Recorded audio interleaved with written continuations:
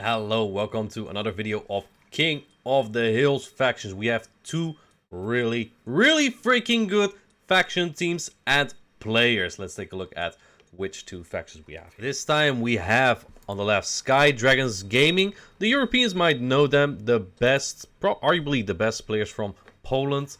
And on the right, we have arguably the best cats in the world, the Cool Cats. Actually, really surprising that they are not in Worlds. I guess they must have barely missed that, unfortunately. But they are instead, as expected, crushing it in King of the Hills. Now, let's take a look at the first matchup that we have here. We are featuring, again, two matchups in this video. Alright, so for the first matchup that we have here, we have Lucas Webb against Caleb Pang, a content creator, a Pokemon Go caster, a Worlds qualified competitor. What can this man not do? He's like my number one, not per se a rival, but like the number one other caster that, you know, is really good at the game and can qualify for Worlds and perhaps even win that kind of stuff. Caleb got to place twice in two tournaments. I think he played 3 or 4, I'm not sure. But yeah, really good performance there. And Lucas Webb, a really good player as well. I think he 3-0'd me once in Ultra League, so yeah, this is going to be a good matchup. We see here double Reggie from Lucas Webb paired with double Fairy, which is an interesting combination. We see from Caleb Pang the Lantern. This is a point system. If you want to look what points these Pokemon are to build their teams, you should look it up on the Silph website. This is a lot to explain. Let's take a look at these battles now. So we have Lucas Webb on the left. We have Caleb Pang on the right. These are Discord recordings. Caleb Pang's is a little bit more smooth for game 3. I only put his perspective because sometimes the recordings misalign a little bit. You'll see that during this battle, even though they sync up quite well. We see Registeel into Watergun Lantern, a classic Great League matchup, but this is Ultra League and both Pokemon have way much HP here. Caleb Pang throwing right before that Zap Cannon. You want to get a move off here before you get debuffed, and we'll do a good chunk. But this is really not a great matchup for a Lantern.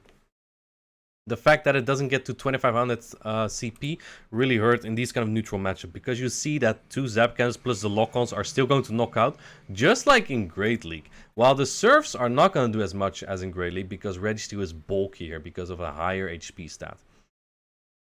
And you'll see that even if you shield once here, if Registeel gets a debuff, this just becomes a really nasty matchup. And Caleb does decide to shield, wants to make sure this thing is out of the way for that Alolan Knights in the back, because this is one thing that it really doesn't like. Going for the Thunderbolt here, I think he's debuffed once, and in that case, this might still not KO. It actually doesn't. And he actually gets to a Focus Blast. See, this is what I mean. This matchup is just nasty for Registeel here. I mean, Registeel just is a nasty Pokemon in Ultra League. That's why it's so many points. Caleb Pang did bring his best, one of the best counts to it in this meta, the Cobalion, but it's tough to bring against a Dragonite, Runerigas, Galarian Weezing, Tapu Fini. So, Lucas Webb really covered the Registeel or just the Cobalion really well. Going in with that Galarian Weezing here into the Cofagrigus. This is not even that great of a matchup for Galarian Weezing, because you don't have same type of attack bonus on those brutal swings, but they are super effective and they do chunk. And you just see how the recordings misalign a little bit as well. Just pick one that you want to watch here, really. Anyway, another Shadow Ball coming through, and Caleb Pang looking like he really needs his Cofagrigus to clean this Pokemon up, because if that's a Charmander Ninetales, it's not gonna do well in this matchup. Charm would kind of surprise me. I guess it's better against Reggie Ice, Tapu Fini, but not as much against Galarian Weezing, Runerigas.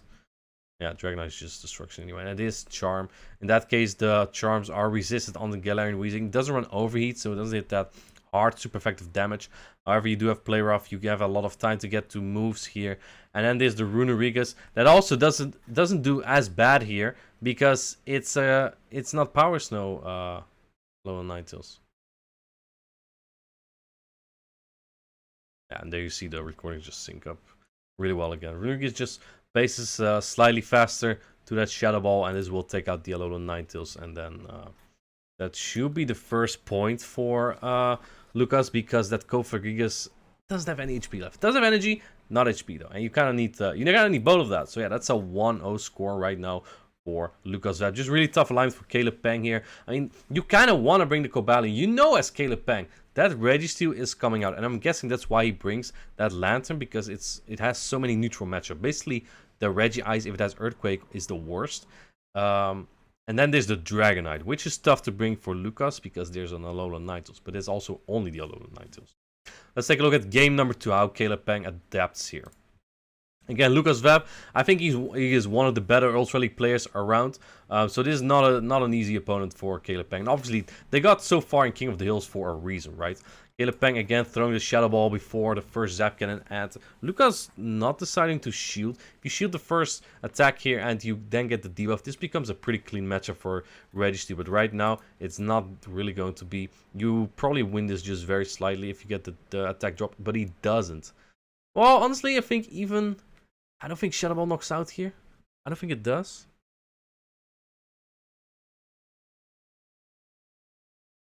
It doesn't, yeah. Registeel is just so bulky. You can decide to farm down if you would like to as Caleb Peng, and he is going to. He's going for that switch advantage here, which could be crucial. We see that Lucas Veb decides to go into the Galarian Weezing just right away and not throwing the Brutal Swing before this Shadow Ball. Even though it is debuffed, still gonna chunk a lot. And I think this is very fine for Caleb Peng because he doesn't know it yet. Oh, he doesn't know it yet. He doesn't know it yet. But this Lantern would have been pretty good against Tapu Fini in the back. However, you have Water Gun though, so it also evens out a little bit, right? Seraph comes in, Lantern can take it quite well. I'm guessing Caleb Peng just picks his safest Pokemon here. Maybe expecting Runerigas in the back as well, right? The same line. In that case, the Greedent would have been fantastic in the back. Especially because Registeel out of the way means that Greedent is just so good. And it's also no surprise that we see Cofagrigus every time from Caleb Peng because it's just so neutral against everything, right? Surf comes through. It looks like Lucas Veb is just keeping the shields with a Tapu Fini, which also has a lot of neutral play. Can Caleb get to this Thunderbolt? He can. Oh, he's going for the bait here. Interesting. Do you get to 2 charge attacks here? You might need to. Oh, yeah. Okay, that's a great catch from Lucas Veb, but you probably want it on something else, because this is only a resisted Surf. Caleb swapping into the Greedent immediately. Also still has the Cofagrigus to put in work later, but it doesn't pace to the attacks really fast. This is actually better. I think this matchup is much better, especially when you shield the first Moonblast for the Greedent, because it just has better bulk here, and Water Guns are just... It's just not really an impressive fast attack. Tapu Fini, like Water and Fairy, is defensively one of the best typings there is. But Water Gun is just not great, right? It really... Tapu Fini really relies on that typing, defensive typing. If you don't have that, you'll see that the Pokemon like Greedent is just gonna tackle you down here. Or Body Slam, either way. There's one thing that Greedent really excels is as a normal type is neutral matchups. And its pace with the Body Slam is just really good as well. Look at that. Getting to the Body Slam right before Lucas can get to that Surf, despite a really good catch. Again, you probably need to catch on something else. But let's say you catch the Body Slam on the Registeel, Caleb will probably undercharge and just tackle down. So, tough. I guess that was just... regardless of what Caleb Peng brought in there into that Galarian Weezing, I think Lucas Veb just didn't really realize that the Galarian Weezing was a little bit more important to get those moves off. Tough one. Alright, let's take a look at game number 3. I only have Caleb's perspective for this one because Lucas' perspective just desynced so much with it. We have the Greedent into the Shadow Dragonite, and it looks like Caleb Peng actually did bring the Cobalion this time, despite 4 pretty hard counters to it on Lucas' team. But there's also always going to be Reggie. So I think as Caleb Peng, you probably feel quite confident here, knowing that there's very likely Reggie on the back. It is a bit of an iffy matchup. You definitely tackle down, but you probably have to double shield here if you want to do that. First superpower shield, that's a really good shield. This probably would have knocked it out. Trying to catch the next one, but I think just barely off count there. You probably need to do 2 or 3 more tackles because the superpower is a little bit more expensive than a Dragon Claw, and Dragon Claw pace is the same as the Body Slam in this case. So in that case, like, you can track the opponent's energy by tracking your own. This is not that great for Caleb Peng. He still has the Greedent, which could be nice for like a Fairy in the back, or a Runerigas. But you also have the Cobalion for this exact Pokemon. First, Shadow Ball shielded, which I guess is better for Caleb, right? the more is left of this red shield, the more good matchups this, or the more work this Cobalion can put in. And I think that Caleb Peng can get farmed down here, which is not great for him. Shadow Ball coming through, which does a good chunk of damage here. And the immediate swap into the Weezing, revealing that Pokemon there. Now you still have the Greedent here, which is gonna prove to be very useful. But Caleb also has a problem. If he uses a shield on this, the Registeel, already loaded with a move, I believe, can get 2 Focus Blast on that Cobalion later, which you also don't want.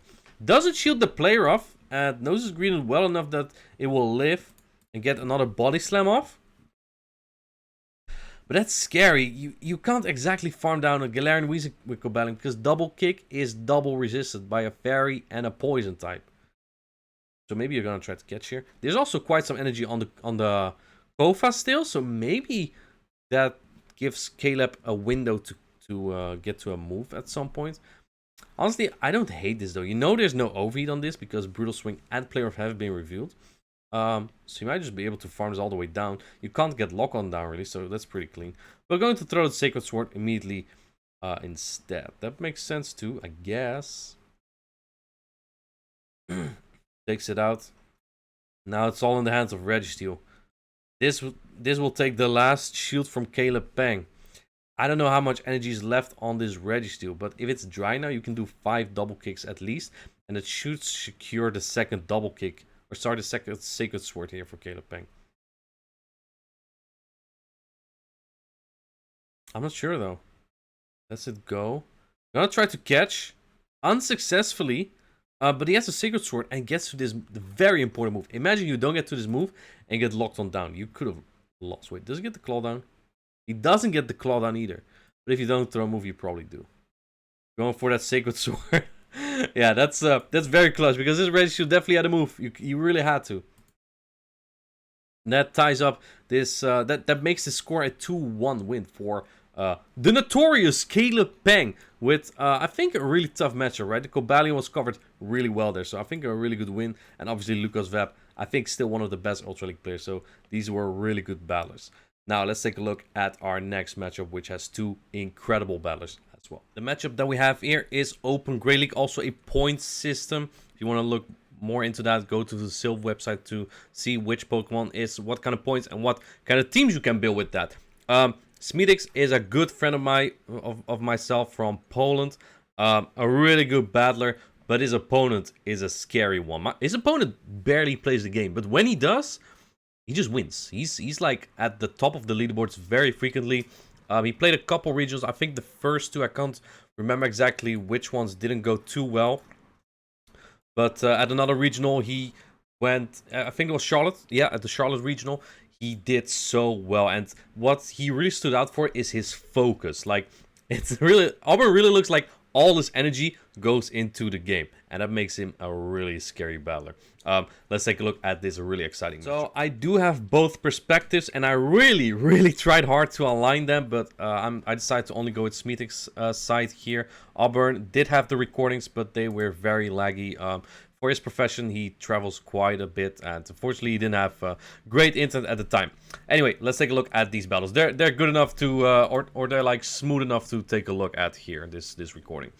We have the Shadow Quack into the Metachub. This is neutral, but because counter is so good, Metachub obviously wins this. Now, if you have one Machop advantage as the Quagsire, you actually can win the 2 shields here, which is crazy. Go to try and catch a move on the Mandibelt, or just trying to chip it. But Auburn is, again, a very focused battler, so it's not happening.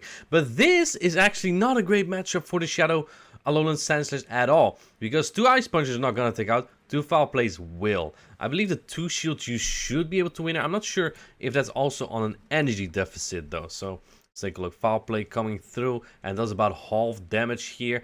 If Auburn wants to keep that switch advantage, he kind of has to shield this. So let's see. And it is shielded. I think as Smetix you kind of do want switch, but going shields down with a Shadow Alolan Ninetales, which likely is running Charm, because Charm is quite good against Auburn. There's merit for Power Snow as well, of course, against the Venusaur, but Charm just looks way better against like Metachamp, Umbreon, and it just chunks very well on the Pelipper and Galvantula too. Yeah, so yeah. This also happened with Smetix recording. Unfortunately, sometimes it was a little bit laggy. Looks like Auburn double shielded and then decides to preserve that Shadow Alolan Sanchez, because I think Auburn kind of knows what's going to be in the back. Taking a shield with that Ice Punch there. Let's see what Smetix is going to do here. Decided to stay in for a little bit. Probably going for the Mud Bump and perhaps trying to go for the Farm Down. If you swap in your Alolan Ninetales, it will get aligned to that Alolan Sanchez, so you can't really swap out as Smetix here. Auburn put him in a really, really difficult position. You got 2 shield advantage, it's gone now. And revealing the moveset this early already, Ice Punch and Dynamic Punch on the Metachamp. And look at how low the Metachamp gets this Quagsire. At this point, the timer is so far up that Auburn can probably swap in the Alolan Sanchez into this Alolan Knights. Is that Power Snow? Yeah, it is Power Snow. So that makes the Umbreon matchup worse. Still, it's fine. But yeah. You still need to come out with like oh, never mind. I was gonna say you need to come out with like a Dazzling Gleam for this Alolan Sandslash, but it's already coming in. Throwing a drone, which do a lot of damage here. Yeah, that's just over. Umbreon a little bit too strong. Imagine you did have that Charm Alolan Ninetales here, leading it into the Metachamp, and then the Umbreon in the back would still not be quite safe from it. Yeah. One Snarl will likely take out the Quagsire. If not, you don't get the 2 Stone Edges here. 2 Stone Edges likely won't even take out, I don't think. No, by far not. Umbreon is way too tanky. Going for a Mud Bomb to make it close, but this game is for Auburn. One pick that I find interesting on Auburn's side is Galvantula. It's a Pokemon that's not used as commonly anymore, and I know he likes it. It has good coverage, but yeah, it's an interesting one. You don't see it as much anymore. Take a look at game number 2. We have the Quagsire into again the Metachamp. This is the same team same game that I put here. It looks like he is running the same line. Did I mess up here? Do I have to re-record? No, I do not have to re-record. This time Auburn decides to answer the Mandibuzz with a Metachamp. I don't like that he swapped immediately because the counter damage can be really valuable, right? This is gonna be such a boring, long matchup until one of these players decide to swap out.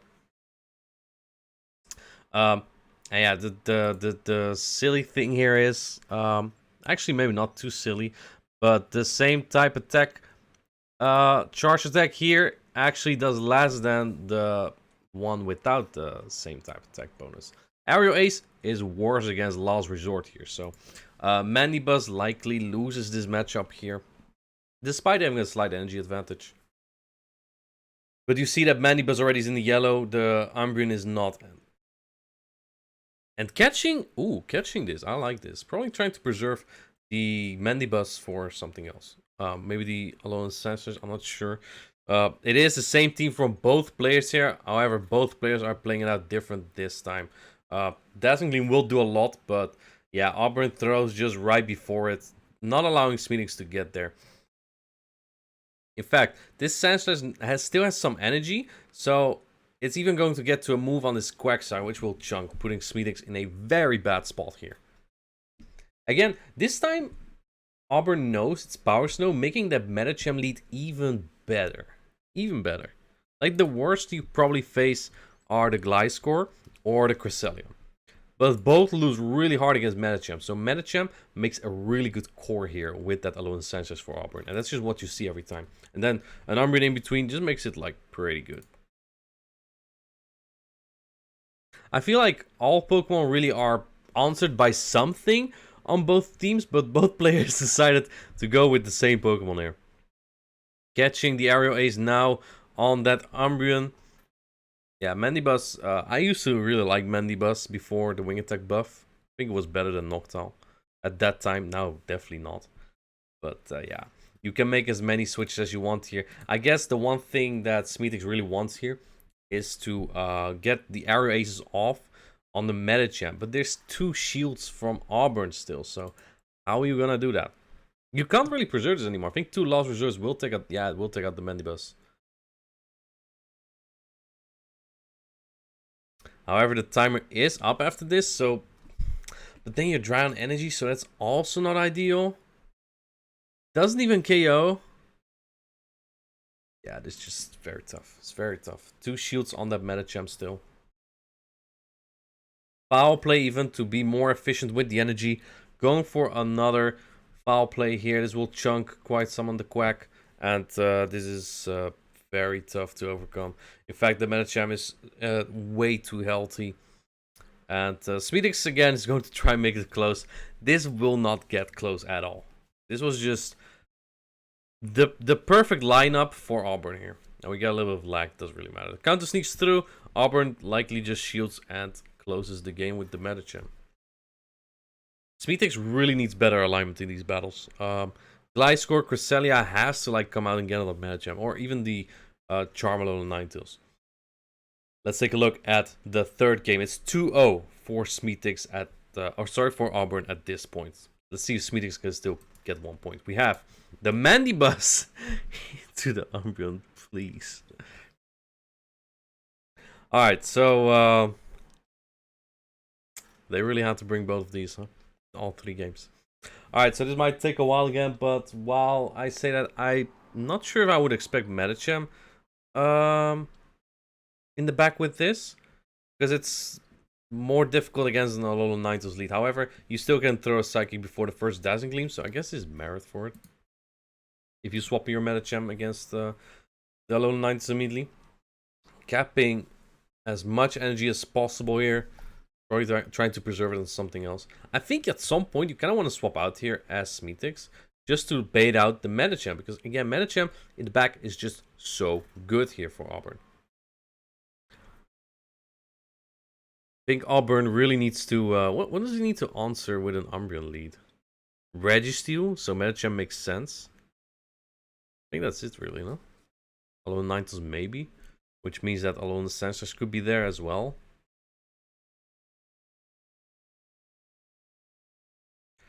Another last resort coming in.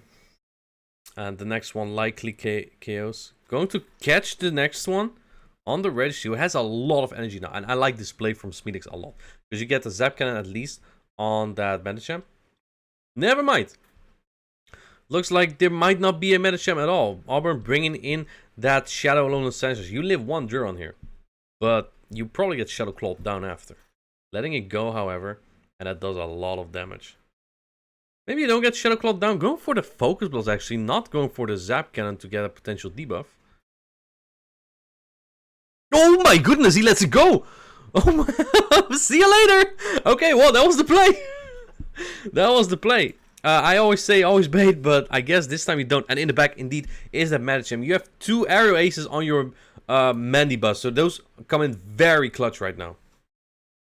Because this is where you want to land them. And perhaps your Quagsire then can win. Really good read by Auburn yet again. Because if he swaps the Medicham into the Registeel, the Alolan Sensors will be aligned to the Quagsire. So really good read from Auburn. Shooting the next one. Can he get to another Aerial Ace? He doesn't, because Auburn throws the Ice Punch just right before. Could have also decided to perhaps catch it. But perhaps prefers to catch a Mud Bomb. Mud Bomb isn't the strongest move really, so you need a lot of Mud Shots with it. Let's see, Ice Punch comes through. No catch from Auburn just yet.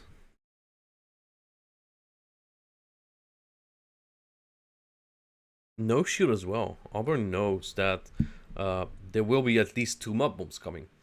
I'm not sure if I like the no shield as much though. The thing is, can you clean up with the Umbreon here? Oh wait, that Umbreon is way healthier than I thought. Holy. And going for the Stone Edge, not baiting. I like this actually. Dude, I thought that thing was in the red. Auburn making the correct call here. Can Umbreon get to 2 foul plays here before Quagsire gets to another Stone Edge? You need Stone Edge here to KO Umbreon. Mud Bomb's not gonna do it. And he does outpace. Now can you Mud Shield down?